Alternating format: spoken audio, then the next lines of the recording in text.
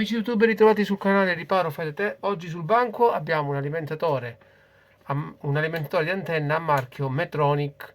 Il difetto di questo alimentatore è che se io lo collego all'alimentazione non dà nessun segno di vita, nessun LED rimane acceso.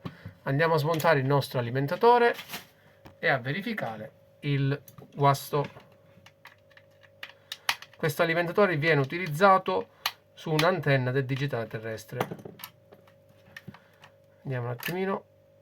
Ecco qui come si presenta il nostro alimentatore. All'interno abbiamo il ponte diodi, che è questo qui, il LED che ci comunica la venuta accensione del nostro alimentatore, un alimentatore che switch che trasforma il segnale, il condensatore di filtro, un MOSFET posizionato qui sopra, la carcassa fa poi da massa, e io già noto che c'è un condensatore gonfio, eccolo qua.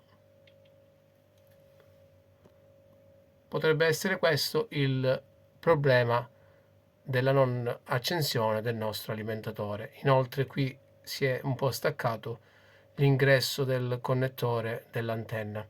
Andiamo prima a sostituire il condensatore e a ripristinare questo ingresso.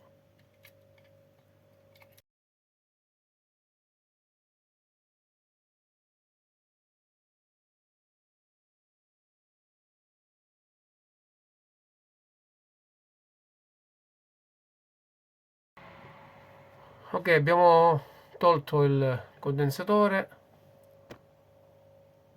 eccolo qua. Andiamo a rimpiazzarlo con uno uguale. Metterò qui monta un 470 volt, 400 microfarad, 35 volt, e io ne ho uno qui da 470 microfarad, 50 volt. Ok, mi raccomando, rispettate la polarità.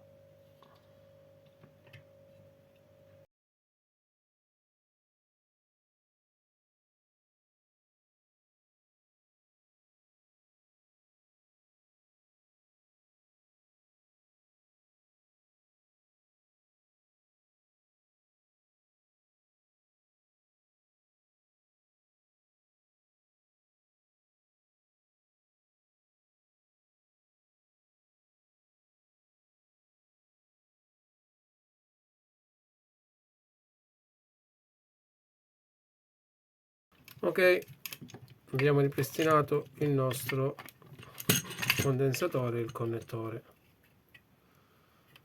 Ora andrò a richiudere il tutto e a testare il funzionamento. Vediamo un attimino.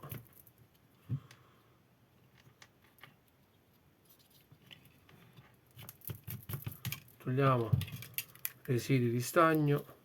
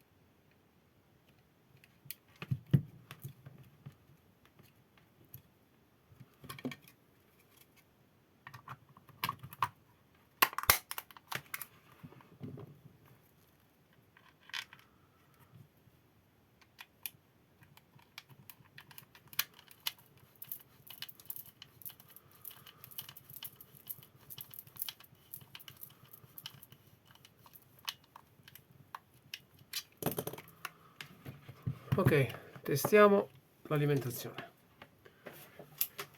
Vediamo un attimino. Perfetto. Spegniamo la luce. Ecco qua.